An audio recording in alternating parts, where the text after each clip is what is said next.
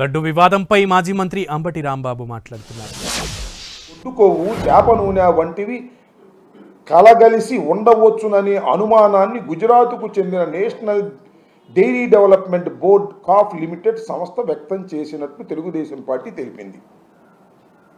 వాళ్ళు ఏం వ్యక్తం చేశారు? అనుమానం ఉందని చెప్పారని వాళ్ళే రాశారు. ఇది ఉన్న విషయం. దీన్ని నాకు అర్థం కావటం లేదు. ఇంత పెద్ద ఎత్తున చర్చకు చంద్రబాబు నాయుడు గారు ఎందుకు పురిగొల్పారు? నిజంగా లడ్డూలో కానీ ఆ నెయ్యి తయారీ చేసే వాళ్ళలో కానీ ఏదైనా కల్తీ కలిస్తే అది పూర్తిగా నిరూపణ అయిన తర్వాత యాక్షన్ తీసుకోవాలి. మధ్యలో చెప్పాల్సిన అవసరం లేదు. నేను ఇక్కడ ఒక విషయాన్ని చెప్తా. చంద్రబాబు నాయుడు గారు ఎప్పుడు ప్రకటించారు ఇది?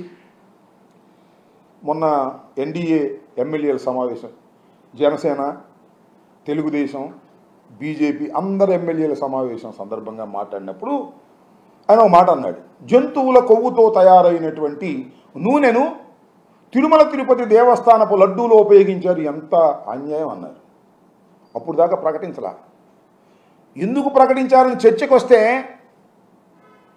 జూలై 23వ తారీఖున National Dairy Development Corporation Limited, అదేనా, ఎన్డీడీబీ, వాళ్ళు ఇచ్చిన రిపోర్ట్ చదివారు. నేను అడుగుతా ఉన్నా, ఇక్కడ సూటి ప్రశ్న చంద్రబాబు నాయుడు గారిని అడుగుతా ఉన్నా. 2 నెలలు అయింది సుమారుగా ఆ రిపోర్ట్ వచ్చి. ఎందుకు హైడ్ చేశారు ఇప్పుడు దాకా? ఎందుకు దాన్ని బయట పెట్టలేదు? మొన్న మాత్రం ఎందుకు బయట పెట్టారు? నేను జగన్మోహన్ రెడ్డి గారు చెప్పినట్టుగా డైవర్షన్ పాలిటిక్స్ ఆడుతున్నారా? చెప్పండి, నాకు తెలియగలుగుతాను. ఎందుకు ఇప్పుడు దాకా ప్రకటించలేదు? ఇంత పెద్ద అంశాన్ని ఎందుకు ప్రకటించలేదు అని అడుగుతా ఉన్నా. ఇంకొక అంశం ఏమిటంటే, ఇది రిజెక్ట్ చేయబడింది. ఈ ఏఆర్ ఫుడ్స్ అనేవాళ్ళు సప్లై చేసిన దానిలో శాంపిల్స్ తీసుకుంటే ఈ 3 శాంపిల్స్లో అనుమానాలు ఉంటే నేషనల్ డైరీ డెవలప్మెంట్ బోర్డు పంపించారు. వాళ్ళు సర్టిఫై చేశారు. వాళ్ళు సర్టిఫై చేసింది కూడా నేను ఈ సందర్భంగా మీకు చెప్తున్నా. వాళ్ళు సర్టిఫై చేసినటువంటి అంశాలలోనే వాళ్ళే డిస్క్లైమర్ ఇచ్చారు. కింద ఒక పేజీ ఇచ్చారు. దానిలో అదేంటో చూడండి. ఏంటంటే, ఖచ్చితత్వం మీద వారికే చాలా సందేహాలు ఉన్నాయని నేను మనవి చేస్తున్నా. రిపోర్ట్ చూస్తే తాము ఇచ్చిన రిజల్ట్స్ కొన్ని సందర్భాల్లో ఖచ్చితత్వం లోపించే అవకాశం ఉందని అందులోనే ఉంది. పోషకాహార లోపం వల్ల ఆవుల నుంచి వచ్చే పాలలో, తయారు చేసే నెయ్యి వల్ల, అలాగే ఆవాలు, అవిసెలు, పామాయిల్ లాంటి వెజిటబుల్ ఆయిల్స్ వ్యర్థాలను ఆహారంగా ఇచ్చే ఆవుల నుంచి వచ్చే పాల తయారీలోనూ నెయ్యి వల్ల ఇలాంటివి జరుగుతాయని వాళ్ళే ఇచ్చారు. ఒకసారి చూసుకోమంటున్నారు రిపోర్ట్. ఇది నాకు మా పార్టీ నుంచి వచ్చినటువంటి రిపోర్ట్. ఇది ఖచ్చితత్వం మీద వారికే అనుమానం ఉంది, నాట్ ఏ కంక్లూజివ్ ప్రూఫ్.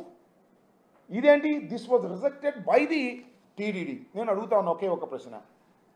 అయ్యా, ఈ టెస్ట్ ఈ 3 ట్యాంకర్లు ఎవరి హయాంలో వచ్చాయి? జగన్మోహన్ రెడ్డి గారి హయాంలో వచ్చినాయి, చంద్రబాబు నాయుడు గారి హయాంలో వచ్చినాయి. ఆయన ప్రమాణ స్వీకారం చేసిన తర్వాత వచ్చినాయి. ఇదే కంపెనీ జూన్లో పంపిస్తే దాన్ని టెస్టులు చేసి అలౌ చేశారు. మళ్ళీ ఇప్పుడు ఈ ప్రాథమికమైనటువంటి పరీక్షల్లో తేడా వచ్చిందని నేషనల్ డైరీ డెవలప్మెంట్ బోర్డు పంపించారు. వాళ్ళు సర్టిఫై చేశారు. That was rejected. నిన్న మా పార్టీ అధ్యక్షులు మాజీ ముఖ్యమంత్రి గారు జగన్మోహన్ రెడ్డి గారు కూడా చెప్పారు, ఇది కొత్త కాదు. ఇప్పుడైతే 3 శాంపిల్స్ తీసుకొని ఆ 3 శాంపిల్స్ ఎస్ వాల్యూకు తగ్గట్టుగా లేకపోతే అవి రిజెక్ట్ చేయబడుతున్నాయి. చంద్రబాబు నాయుడు గారు ముఖ్యమంత్రిగా ఉన్న సమయంలో ఆయన 14 సంవత్సరాలు ఇంతకుముందు, అప్పుడు చాలా సందర్భాలు రిజెక్ట్ చేశారు.